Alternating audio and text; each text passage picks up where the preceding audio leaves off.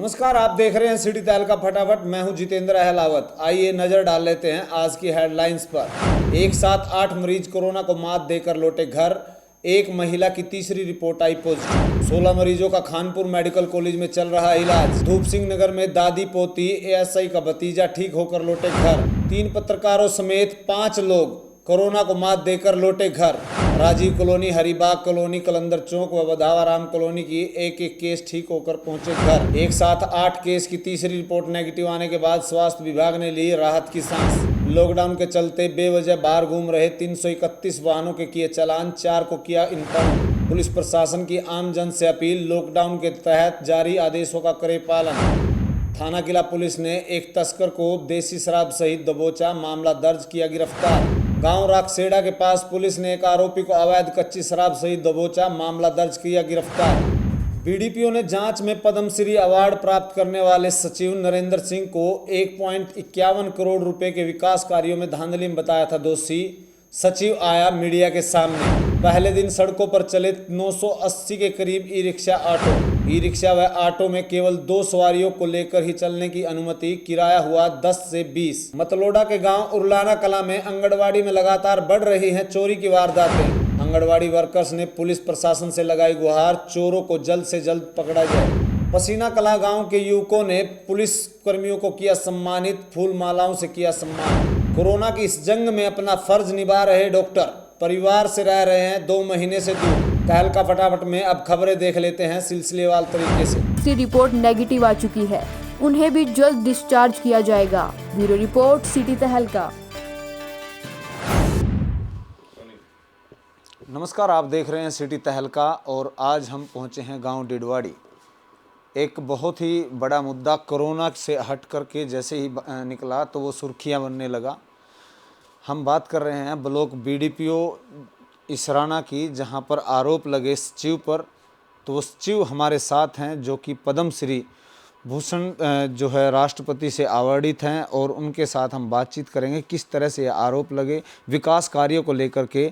जब बीडीपीओ इसराना ने आरोप लगाए, उन आरोपों पर उनका क्या कहना है, इस बारे में बातचीत करेंगे। 1.5 करोड़ रुपए का गांव हड़ताड़ी को लेकर के नरेंद्र जी एक आरोप लगा है विकास कार्यों को, वो किस तरह से आप देखते हैं और जो आज सुर्खियां बना हुआ है? देखिए, सबसे पहले तो मैं ये कह जो हमारा बीडीपीओ है वो मेरे से कई महीने से नाराज़ थे, लेकिन इसने मेरी इज्जत को झटका देने के लिए उन्होंने ऐसा कार्य किया। जबकि उसने 1.5 करोड़ का मामला इसमें दिखाया है। मैं 21 जून 2019 को वहाँ पहुँचा था। 19 नवंबर को वहाँ से मैं ये डीडीपीओ का वीडियो ट्रांसफ़र हो गया था। उसने आते ही मेरे को यहाँ से हटा दिया। जबकि 1.5 करोड़ का मामला है, जबकि 1.5 करोड़ रुपये मेरे से पहले सबसे पहले रामशरण भाई था। वो ऐसे तो काफ़ी आए गए हैं। रामशरण ने भी कुछ पैसे निकलवाए हैं। कुलदीप भाई था, उसने नाले के 40 लाख कितने के लगभग उसने पैसे निकलवाए हैं। और पैसे निकलवा करके सारे जो हमारे सरपंच का बताना है कि बालाजी मशीनरी स्टोर को ये चेक काटे गए हैं। इसने मेरे को परसों भी स्पष्ट बताया था कि बोले भाई साहब जितने चेक कटे हैं 3.5 लाख रुपये मेरे से जो बालाजी मशीनरी स्टोर उसने दबाव दे करके मेरे 3.5 लाख रुपये जो हमारा कुलदीप ग्राम सिंह था उसको ये पैसे दिलवाए थे। जबकि वो काम कार्य मैंने अपनी जेब से जो 3.5 लाख रुपये लगा मैंने अपनी जेब से करवाए गए थे। और जो कि वो कार्य करवाया गया था नाले का, वो भी मैंने अपने दौरान में वो तो पैसे निकलवा कर चला गया था। वो भी नाला मैंने अपने आगे सामने तैयार करवाया था। और उसके जो जेई द्वारा जो हमारे एमबी पुस्तिका था उसमें इंदराज करवाया गया था, लेकिन नाले पर पूरे खर्च हो गए थे। लगभग मेरे द्वारा 90 लाख के आसपास पैसे निकलवाए थे। सबसे पहले कश्यप चौपाल है। आज मैं तो ये कहता हूँ कि कश्यप चौपाल ऐसी तैयार है जो कि पूरी पानीपत जिले में ऐसी कोई चौपाल नहीं है। 34 लाख के आसपास उसका रुपया 37-34 लाख भी जो पैसा आया था। मैं ये कहता हूँ अगर उसकी असेसमेंट हो कम से कम भी 55 लाख रुपये का उसका खर्च है, जो कि वीडियो ने उसका निरीक्षण कर लिया था। और मौके पर चपाड़ उस दिन भी तैयार थी। हमने बोला भी था भाई वीडियो साहब हमारी कम से कम इतने रुपये इसने, लेकिन हमारी कोई सुनाई नहीं करी। और उसके बाद चौपाल के पास सरपंच ने कम से कम 2 कमरे 10 लाख रुपए के बने हैं, उसकी भी सर वीडियो साहब ने भी नहीं भरने दी। क्योंकि उसने एक मेरा सिर्फ टारगेट था पद्मश्री अवार्ड का, इसको झटका देना, इसका अवार्ड वापस छलवाना, ये एक पूरा मुद्दा था। तो मैंने सरपंच से कई बातें करी। उसमें गलियाँ भी थी कुछ, वो गली भी सारी तैयार थी। फिरनी थी, फिरनी एक फिरनी का छोटा टुकड़ा रह चुका था, उसमें कुछ झगड़ा था, उसका भी मैंने कब्जा छटवा कर उसकी 2 वॉल मैंने तैयार करवा कर उस पर रोड़ा बिछवा और उसका मेटेरियल जिस दिन मौके पर निरीक्षण वीडियो साहब ने किया उस दिन भी पूरा मेटेरियल था। ये वीडियो साहब ने सारे का सारा पता है कि भाई गमन किसी प्रकार का कोई नहीं, लेकिन इन 2 तारीख को इसने मेरे खिलाफ रिपोर्ट तैयार करी थी। उस रिपोर्ट पर हमारे साइन, मैं तो बिल्कुल इनकार करके मैंने वीडियो साहब से बोला था जी ये रिपोर्ट सही नहीं है। इन्होंने देखा कुछ नहीं, सिर्फ ऑफिस से बुलाकर अपने 2-4 ग्राम सीजीओ को बुला कर उसको सिर्फ टारगेट मेरा और सरपंच का ये इनको नीचा दिखाना और झटका देना, इनको सस्पेंड करना। लेकिन ऐसा मैं अपने उच्च अधिकारी से मिलूंगा, पहले मिल भी चुका है, मेरी जांच करवाई जाए, अगर दोषी होगा तो मेरे को सज़ा दी जाए। मैं इस बारे में कुछ नहीं कहूँगा, मैं कोई भी इस बारे में बिल्कुल नहीं कहूँगा, अगर मैं दोषी हूँ तो बिल्कुल सज़ा, लेकिन मैं निर्दोष हूँ। तो सरपंच के द्वारा जो 1.5 करोड़ के जो 3 सेक्टरों ने मेरे से पहले 2 ने भी कार्य करवा, मैंने कि मैं तो ये इस बात का वादा करता हूँ, अगर सरकार हमारी पूरी जो एमबी पुस्तिका भरवा देगी, पूरा हो जाएगी, कम से कम सरपंच ने अपनी जेब से 20 लाख रुपये एक्सेस खर्च किया हुआ है। क्या इसमें जो सामने आए थे, जो ग्रांट हैं, जो आपकी कार्यों की पास होते हैं, उसको लेकर के क्या क्या चीज़ें थी जिनको लेकर बनवाया? तालाब की बात की जाए, चौपाल की बात की, देखिए जो उसने हमारे दैनिक भास्कर ने जो तालाब की रिपोर्ट दी है 53 लाख के आसपास का दिया मेरे ख्याल में, तो उसमें तालाब का तो कोई आज तक एक पैसा भी नहीं आया। ये भी सिर्फ सरासरी झूठ है। तो आज जो है आपके ही ऊपर टारगेट क्यों किया जा रहा है कि आप वीडियो ने आपका ही नाम क्यों लिया और अन्य सचिव भी थे इसमें? देखो ये सारे भारत देश को पता कि पद्मश्री अवार्ड है, एक देश का पूरा मुखिया आदमी है, तो इसमें अगर उसने मेरे को अब दुश्मनाई निकालनी है या तो ठेस पहुँचाने का उसका कार्य था, इसमें तो कोई शक नहीं है। अगर छोटी मोटी गलती हो, देखो मैं उसका स्टाफ मेरा बॉस है, अगर कोई छोटी मोटी हमारे से गलती हो हमारे पहले को समझा सका था, उसने सीधा ही डिप्टी डायरेक्टर को लिख दिया। और ग्राम सचिव को क्यों लिखा, जबकि 1.5 करोड़ में तो और ग्राम सचिव भी है मेरे से पहले, और एक भाई आदम मैंने उसको रिकॉर्ड भी दिखा दिया, भाई मेरे देख लो इस ग्राम सचिव ने पैसे निकलवाए कि ना निकलवाए, कम से कम 50-60 लाख के बीच में उन ग्राम सचिवों ने पैसे निकलवाए हैं। अगर हमारा गमन होता उन 2 सेक्टर क्यों नहीं नाम लिखा उसने? ये तो सिद्ध होता है कि आपसे मेरे जो सरपंच से सीधी एलर्जी थी उसको। तो क्या मानते हैं कि इस ऐसी एलर्जी को अब जो सार्वजनिक करना पड़ा बीडीपीओ को अपने सचिव के खिलाफ, क्या कारण मानते हैं? असली कारण क्या मान रहे हैं आप? देखो कुछ सरपंच ने बताया कि जो मुद्दे मैं अपने मुंह से क्यों कह दे, सरपंच इंटरव्यू देगा, क्या मांग थी, क्या दिया पहले मेरे से। मैं तो कुल 4 महीने रहा हूँ, मेरे पास तो कई महीने पहले इसके लगभग 4.5 साल का कार्यकाल हो लिया। मेरा तो कार्यकाल केवल वहाँ 4 महीने का रहा। इससे पहले इसकी क्या एलर्जी थी, क्या थी, मैंने तो अपनी बता दी। मेरे थी साथ एलर्जी थी उसको, क्योंकि मेरे को अवार्ड मिला उसी दिन से मेरे साथ उसने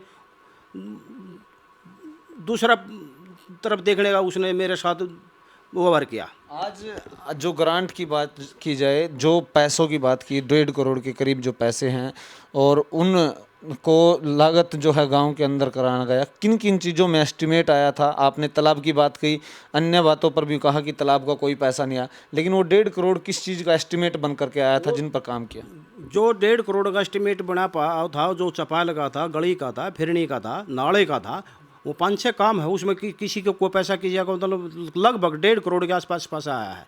मेरे पास तो 90 और 95 के आसपास से पैसे निकले हैं, और जो कि मेरे से पहले ग्राम सीओ ने वो करेगा। जबकि जो पहले ग्राम सीओ सरपंच ने कई बार भी बोला भाई मेरा रिकॉर्ड पूरा, गरीब आदमी होने के कारण उसने 3.5 लाख रुपए सरपंच के बताने 3.5 लाख तो रुपए ले लिए, लेकिन उसको पूरे करने मुश्किल हो गए।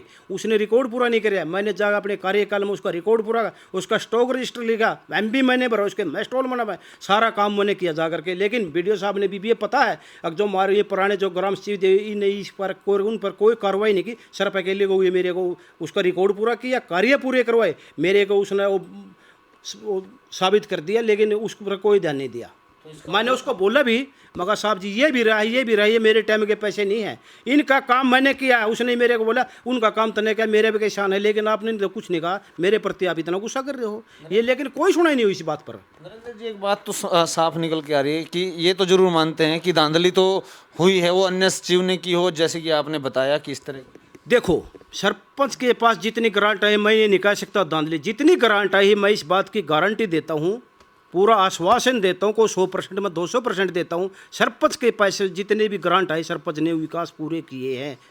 ये जो बीडीपीओ इसराना ने आरोप लगाए हैं कि जो उच्च अधिकारियों के संज्ञान में नहीं लाया गया और जो है साइन नहीं कराए गए, उनके बीच में देखरेख नहीं की गई, ये अपने आप ही जो अपनी पावर के अनुसार वो पैसे निकलवाए। देखिए पैसे निकलवाने के तो पावर ग्राम सीओ को ज्वाइंट होता है, ठीक है। जो हमने माल मंगा उसकी पेमेंट करते रहे हम, ठीक है। जिस दिन जो फिरनी का भी वो टुकड़ा दूरा पड़ा था, उस दिन भी वीडियो साहब ने पता है रोड़ा रेट उस फिरनी पर वो भी मौके पर थी। ऐसा नहीं था जो जिसके चेक काट दिया उसको मटेरियल नहीं था, मटेरियल सारे का सारा था। क्योंकि और जो है ना, जो इन्हें सरपंच ने जेई से बुला करके वो असेसमेंट करने शुरू, जेई ने अपने हमारे वीडियो साहब ने जेई भी ग्राम पंचायत 48 से वापसी बुला लिया था, अगर भाई सरपंच का कोई भी काम नहीं करना। तो मैं तो ये अपना जब मैडम जी अपने उपायुक्त महोदय जी अपना स्पष्टीकरण, उसका स्पष्टीकरण दूंगा, ठीक है। अगर मैं दोषी पाऊंगा तो मेरे को सरकार कानून कार्रवाई कर दी। तो एक बात और जानना चाहूँगा कि जो ये आरोप लगे, इसमें आपने कितने करोड़ का कार्य करवाया और क्या 1.5 करोड़ के ही आपको जो है फंड्स जो आप काम कर रहे थे गांव इसमें हड़ताड़ी में, तो वो कितने पैसे आए थे आपके पास और कितने का आपने कार्य करवाया?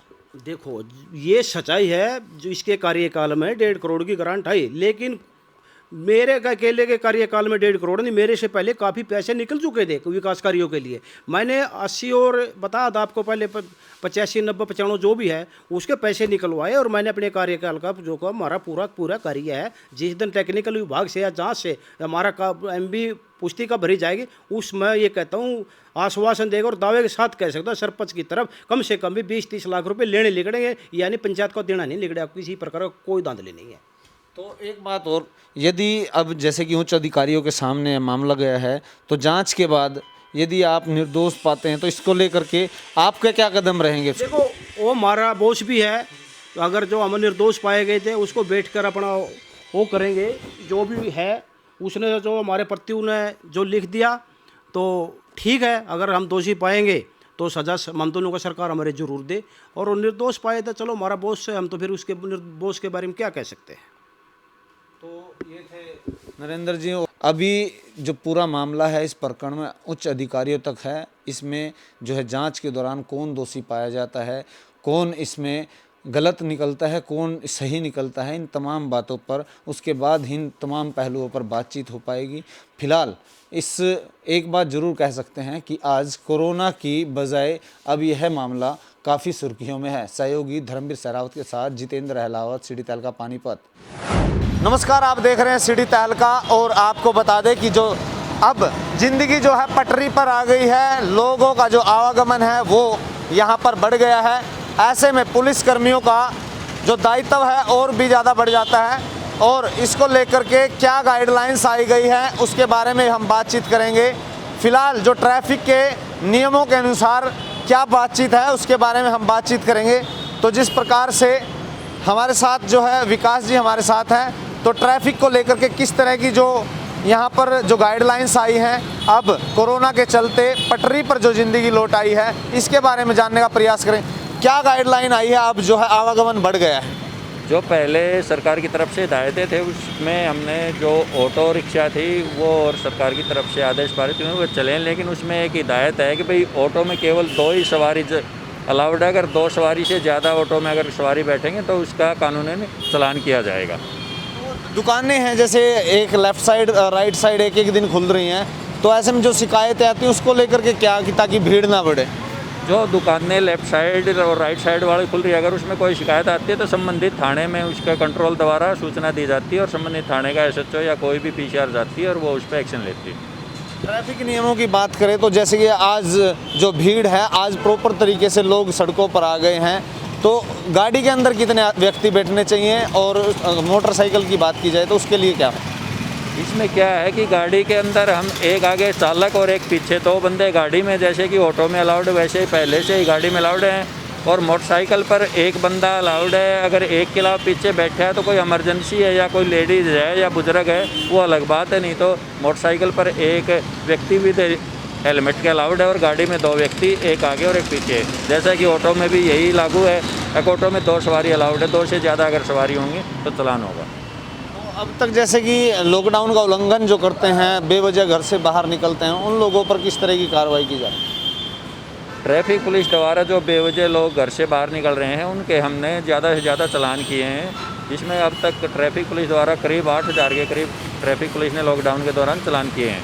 विकास जी, लोगों को क्या हिदायत है, क्योंकि अब जो कोरोना की है उसको लेकर के जो संक्रमण है वो भी फैलने का खतरा बना रहेगा, तो ऐसे में उन लोगों को जो बेवजह घर से बाहर निकल रहे हैं और ट्रैफिक में जो आ रहे हैं, संपर्क में भी आते हैं, उन लोगों को क्या अपील आपकी? मैं लोगों से यही अपील कर रहा हूँ कि भाई ट्रैफिक के दौरान जो ये देखने में लॉकडाउन के दौरान देखने में आ रहा है, भाई कम से कम घर से बाहर निकलें, और बेवजह घर से बाहर निकलने का कोई फ़ायदा नहीं है, क्योंकि व्यक्ति अगर अपनी सावधानी खुद रखेगा तभी वो बचाव कर सकता अपना। अगर वो बेवजह बाहर निकल रहा है और वो अगर इस चीज़ में संक्रमित हो गया तो उसका अपना पर्सनल खुद का नुकसान। ये थे विकास कुमार जिन्होंने बताया कि अब जो ट्रैफिक है वो काफ़ी सड़कों पर है, सभी चीज़ों को खोल दिया गया है। तो वहीं लोगों को हिदायत और अपील भी की है उन्होंने कि अब जो लोग हैं बेवजह घर से बाहर न निकले, क्योंकि संक्रमण अभी ख़त्म नहीं हुआ है, कोरोना का कहर जारी है। ऐसे में लोगों को घर से बाहर बेवजह न निकलने की भी उन्होंने अपील की है। सहयोगी धर्मवीर सहरावत के साथ जितेंद्र अहलावत, सिटी तहलका, पानीपत। वहीं कोरोना की जंग में जो वॉरियर हैं उन लोगों का जो सम्मान है वो लगातार जारी है। इसी कड़ी में पसीना कना के लोग जो है वो यहाँ पहुँचे और आज पुलिस प्रशासन को फूल मालाओं से उन्होंने सम्मानित किया। क्या कहना है और किस लिए उन्होंने ये बात इसको ठानी और यहाँ पर आज पहुँचे हैं, उन बारे में पूछने के प्रयास करेंगे। पसीना कला के कुछ युवा साथी हैं, उन्होंने यहाँ पर आकर के जो है पुलिस कर्मियों का सम्मान किया। क्या कहना चाहेंगे आज जो है कोरोना की जंग में जो लोग असली है? हमारे वाल्मीकि समाज की जो टीम है, आज हम कोरोना के जो हमारे पुलिस कर्मचारी पदाधिकारी जो ड्यूटी लगी हुई है उनका मान सम्मान करने का हमने बीड़ा उठाया और हम गढ़ी से नांगलखेड़ी से लग टोल टैक्स लगा हम इनका स्वागत करते चलेंगे, और डॉक्टरों का भी, सफाई कर्मचारियों का भी और पुलिस डिपार्टमेंट का भी। आज जैसे कोरोना की जंग में ये लगातार काम कर रहे हैं उन लोगों को, और जो बेवजह भी घर से बाहर निकल रहे हैं उन लोगों के लिए क्या कहना चाहिए? उनके लिए ये अभी लॉकडाउन लगे हुआ, नरेंद्र मोदी के नेतृत्व में लॉकडाउन लगा हुआ, सब अपने घर रहे और प्रशासन की बार बार विनती करते हैं हम अपनी टीम की तरफ से भाई सख्ती से थोड़ा बरसते और सबसे भाईचारे बनाए रखे और भाई क्या नाम लेकर ड्यूटी जो 24 घंटे की ड्यूटी तैनात है, हम इनका बार बार यहाँ धन्यवाद करते हैं अपनी टीम की तरफ से, वाल्मीकि समाज की तरफ से। क्या नाम आप? सुरेश वाल्मीकि। सुरेश वाल्मीकि जिन्होंने कहा कि जो कोरोना की इस जंग में असली हीरो हैं, जिन्होंने अपने घर बार को छोड़ करके लगातार इस कोरोना की वैश्विक महामारी में अपना योगदान दिया, लोगों को सुरक्षित रखने के लिए, आह्वान करने के लिए वो दिन रात सड़कों पर खड़े रहे। उन लोगों के लिए आज उन्होंने फूल माला पहना करके उनका सम्मान किया। उनका कहना है कि उन वॉरियर का हमें सम्मान करना चाहिए और लोगों से अपील भी की कि बेवजह घर से बाहर न निकलें। ऐसी तमाम सिटी तहलका के माध्यम से हम खबरें दिखाएंगे, लगातार हमारे साथ बने रहे। सहयोगी धर्मवीर सहरावत के साथ जितेंद्र अहलावत, सिटी तहलका, पानीपत। नमस्कार, आप देख रहे हैं सिटी तहलका, मैं हूं जितेंद्र अहलावत और जो देख रहे हैं 101 जो नंबर बनाया गया है, यहाँ पर स्क्रीनिंग के बाद यहाँ सैंपलिंग की जाती है। तो जहाँ डॉक्टर दिन रात अपने अथक प्रयास के चलते यहाँ जो असली वॉरियर हैं यहाँ पर लगातार अपना काम कर रहे हैं, उसी के चलते जहाँ पर अब कुछ डॉक्टरों को सम्मानित यहाँ पर किया गया था आईजी करनाल रेंज भारती अरोड़ा द्वारा। तो दूसरी तरफ कुछ डॉक्टर जो लगातार अपने काम में यहाँ लगे हुए हैं, जिन्होंने दिन रात एक करके लोगों के सैंपल और उन लोगों की स्क्रीनिंग कर रहे हैं ताकि संक्रमण की इस जंग को जल्द जीता जा सके। ऐसे में दो डॉक्टर हमारे साथ हैं, डॉक्टर सौरभ हैं तो डॉक्टर प्रदीप मलिक हैं हमारे साथ। उनसे जानने का प्रयास करेंगे कि कितने घंटे वो ड्यूटी करते हैं और किस तरह की वो प्रक्रिया रहती है। तो डॉक्टर सौरभ जी, आपका स्वागत है सिटी तहलका में। Sir thank you sir. तो आज लगातार जो है संक्रमण की जो संख्या बढ़ती जा रही है, 2-3 दिन से जो राहत की खबर आ रही है उसको लेकर के लगातार आप काम कर रहे हैं। कितने घंटे जो ड्यूटी चल रही है आपकी? हमारी ड्यूटी 6 घंटे की ड्यूटी होती है। 11 से 5 की ड्यूटी है। डॉक्टर प्रदीप मलिक की जो होती है इवनिंग ड्यूटी होती है 1:30 से 7:30 बजे। और उसके बाद ड्यूटी में जो हमारे पास पेशेंट आते हैं, सबसे पहले स्क्रीनिंग हमें करनी होती है। इधर स्क्रीनिंग करने के बाद जो सिम्टोमेटिक पेशेंट होता है उनको हम यहाँ पे अपने आइसोलेशन में एडमिट करते हैं। और जो एसिम्टोमेटिक पेशेंट होते हैं, ट्रैवलिंग हिस्ट्री के साथ आता है, कोई बाहर से आया हो या हॉटस्पॉट से आया हो, उसको भी हम अपने पास एडमिट रखते हैं।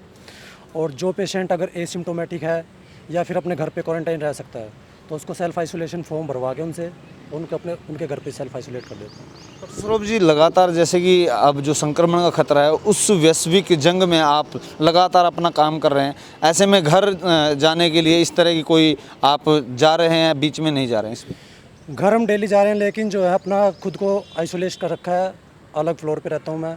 जो खाना वगैरह अपना बच्चों से सबसे दूर रहता हूँ मैं। 2 महीने का मेरा बच्चा है छोटा, उसके पास मैं जा नहीं सकता क्योंकि उसकी इम्यूनिटी वैसे वीक है। और जो दूसरा बेटा है मेरा 4 साल का, उसकी वजह से मैं बच्चों के पास नहीं जा रहा और अपना घर पे अपना अलग से रहता हूँ। जाने के बाद यहाँ पे अपना कपड़े वगैरह निकाल के सारा कुछ नहा धो के अपना अलग से ही खाना वगैरह सब कुछ अलग ही रहता है। वीडियो कॉल्स के जरिए बात करते हैं, मैसेज आते हैं? हाँ, वीडियो कॉल के जरिए, या फिर बच्चे जैसे बाहर खड़े होते हैं तो उनकी मम्मी को बोल देता हूँ भाई इनको अंदर ले लो अपना, वही बाहर से खिड़की पे से ही या फिर खड़े होकर उधर से वैसे बात करता हूँ। कितने दिन हो गए हैं ऐसा करते? हमारे को लगभग 2 महीने हो गए, अब पूरा 2 महीने हो गए कंप्लीट। तो जो यहाँ पर जो स्क्रीनिंग जांच की जाती है वो किस तरह से प्रक्रिया होती है, जिसके बाद सैंपलिंग के लिए आप भेजते हैं कि ये इसका सैंपल करना है नहीं करना है? वो ट्रैवल हिस्ट्री के साथ ही आता है या जो सिम्टोमेटिक वो उन पेशेंट का किया जाता है? सैंपल जो अगर ट्रैवलिंग हिस्ट्री है उसका तो कंपलसरी है ही है, और जो सिम्टोमेटिक पेशेंट है उसका भी कंपलसरी है, या फिर कॉन्टैक्ट पॉजिटिव। जैसे हमारे पास जो लैब में 36 केसेज आए हैं पॉजिटिव केस के, या फिर कोई बाहर से आता है अगर उसके कॉन्टैक्ट में कोई बंदा आया तो उसका भी केस जो है हम सैम्पलिंग करके अपने पास रखते हैं उस पेशेंट को। तो ये डॉक्टर सौरभ जी उन्होंने बताया कि लगातार जो है वो घर से 2 महीने अपने बच्चे और परिवार से दूर हैं और वीडियो कॉल के ज़रिए काम करते हैं, अब उनसे बातचीत करते हैं। दूसरी बात उन्होंने ये बताई कि यहाँ जो पेशेंट आते हैं उनको किस तरह से ट्रीट किया जाता है। ऐसे ही डॉक्टर जो इवनिंग ड्यूटी यहाँ पर दे रहे हैं लगातार, डॉक्टर प्रदीप मलिक जो हमारे साथ हैं, उनसे भी जानने का प्रयास करेंगे कि इस जंग में आप किस तरह की जो है अपना रोल अदा कर रहे हैं और क्या हिदायतें सर? धन्यवाद जी। पहले तो मैं सिटी तहलका का बोलना चाहूँगा। ये तो डिपेंड करता है कि केसेस कैसे आते हैं। जिस दिन ज़्यादा पॉजिटिव केस आते हैं उस दिन यहाँ 1-2 बजे तक भी रुकते हैं, उनको ट्रेस करते हैं और लगातार हम स्क्रीनिंग कर रहे हैं। जो भी आउटसाइड आता है, स्टेट आउटसाइड या डिस्ट्रिक्ट आउटसाइड से, उनकी सैम्पलिंग करते हैं। उनसे पूछा जाता है कि आप सेल्फ आइसोलेट होने के लिए आपके घर में जगह है या नहीं। अगर जगह होती है तो स्ट्रक्चर मिलता है, कैसा बंदा है उसके हिसाब से उनको सेल्फ आइसोलेट फॉर्म भरवा के सेल्फ आइसोलेट कराते हैं। जो भी हमारे पास सिम्टोमेटिक पेशेंट आते हैं, जैसे बुखार खांसी लेके हमारे पास आ गए हैं, उसको हम सैम्पलिंग करते हैं, उसको क्वारंटाइन करते हैं, उसका ट्रीटमेंट शुरू कर देते हैं। और जब उसके रिपोर्ट आ जाती है और साइन सिम्टम्स नहीं रहते तब उनको हम डिस्चार्ज कर देते हैं।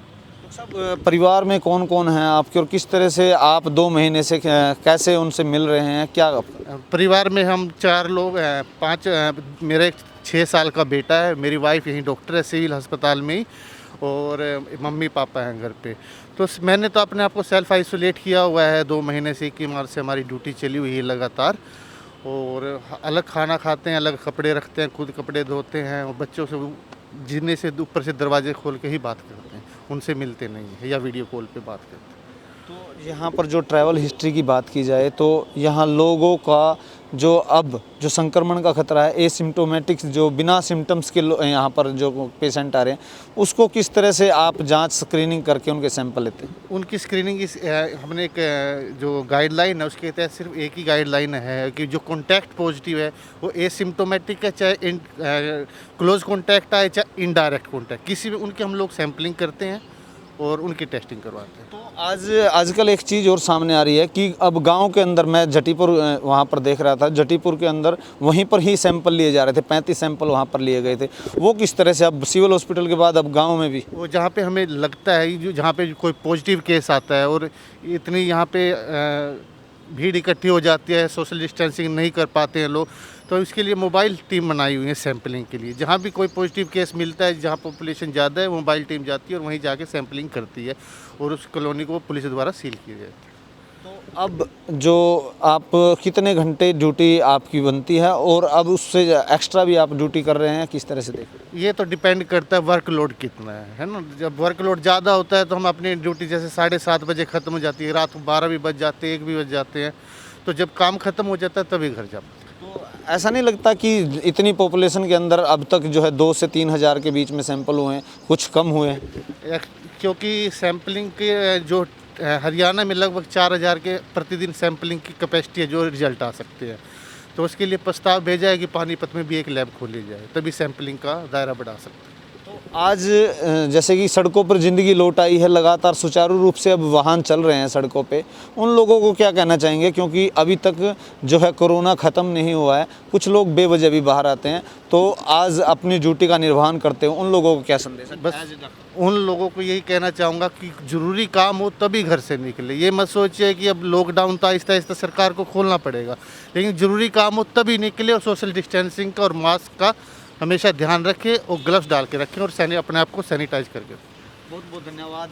ये थे कोरोना वॉरियर जो लगातार अपने ड्यूटी का निर्वहन कर रहे हैं और यहाँ पर जो पहले उनकी स्क्रीनिंग की जाती है तो इन डॉक्टर्स के द्वारा की जाती है। यदि सैंपल लिया जाता है तो इन्हीं द्वारा ही उनको आगे रिकमेंड किया जाता है। लगातार अपनी ड्यूटी का निर्वहन कर रहे हैं। तो एक बात स्पष्ट हो जाती है, जहां डॉक्टर अपने आप को आइसोलेट कर रहे हैं, उन डॉक्टरों ने यह भी कहा कि वह अपने 2 महीने से अपने बच्चों को दूर से या वीडियो कॉल पर ही बात कर रहे हैं। इससे आप अंदाज़ा लगाइए कि लगातार उन लोगों को जो बेवजह घर से बाहर निकल रहे हैं, या उन लोगों को ये संदेश भी दिया कि आप ग्लव्स, मास्क और बेवजह घर से बाहर न निकलें, ग्लव्स का प्रयोग करें, मास्क का प्रयोग करें, ताकि लोगों की इस संक्रमण की चैन को जल्द से तोड़ा जा सके। हम सबको एक निर्णय जरूर लेना चाहिए कि यदि हम बाहर निकल रहे हैं तो हम अपने आप को आइसोलेट जरूर रखें। सहयोगी धर्मवीर सहरावत के साथ जितेंद्र अहलावत, सिटी तहलका, पानीपत। तहलका फटाफट में आज के अंक में इतना ही। अगले अंक में फिर मिलेंगे नई खबरों के साथ। तब तक के लिए आप रहें सुरक्षित, अपनों का रखें ख्याल। मुझे दीजिए इजाज़त। नमस्कार।